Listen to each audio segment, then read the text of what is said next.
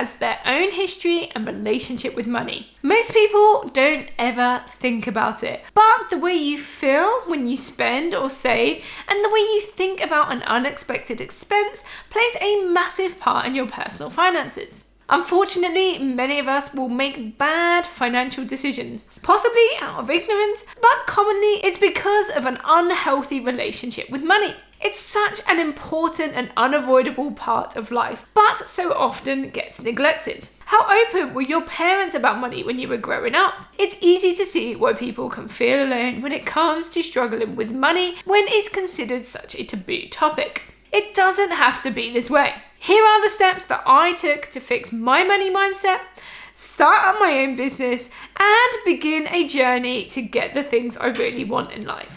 Step 1 is to be honest with yourself. Be aware of how you feel about money. Guilt. Guilt is often a feeling people have with spending. If you feel guilty when you spend, then ask yourself why. How do you feel about looking at your bank balance or bank statement? What feelings do you have when claiming benefits? Does any aspect of your finances cause you stress? Just for now, forget the facts, forget logic and numbers. Think about your emotions towards money. They may not make sense, but emotions often don't. You may find it easier to write down or keep a money mindset diary. Being aware of your feelings around money is step 1 to having the money mindset you want. Now, this may sound a little bit too much like therapy to you, but we are dealing with the mental well-being and emotions for now. And the next step to improving your money mindset is to forgive yourself or perhaps others about bad financial decisions. Not ignoring them, especially anything that is ongoing, such as debts. Dwelling on the negative emotions surrounding them will not help clear them though. Instead, we move to step 3, and that is to bring in the facts and make a plan. Like I said earlier, emotions don't always follow logic. So get into the details, find out about how much you owe on that debt, how much interest you're paying, how long it's going to take to pay off. What's the best, fastest, cheapest way for you to pay it off? Start looking at numbers and take emotions out of it for a while. Forget all of the what ifs and just number crunch and make a plan.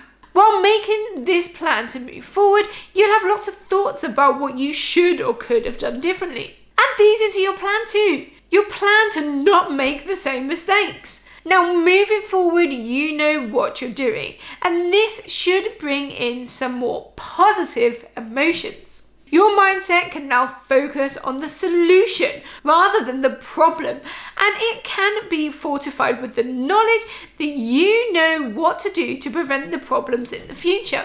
Sticking with positive thoughts, step 4 is about celebrating successes and being grateful. You might want to sit there and complain about what you don't have and ask, what have you got to be grateful for? Well, that was the old you.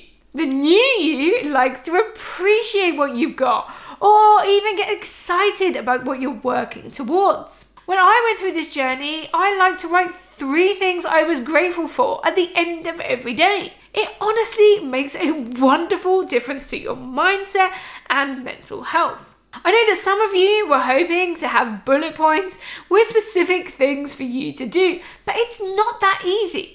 It's so personal. I can't tell you how to feel or what to do, but I will encourage you to take these steps as much as you might sit there and think they won't help. Just try them for a week and see how you feel. Once you start on the path to happiness with money, you've, started, and that's the hardest part. If you want to hear more about my personal journey and the hang-ups I used to have about money, then let me know in the comments. Thanks for watching, and I'll see you in the next video. Bye!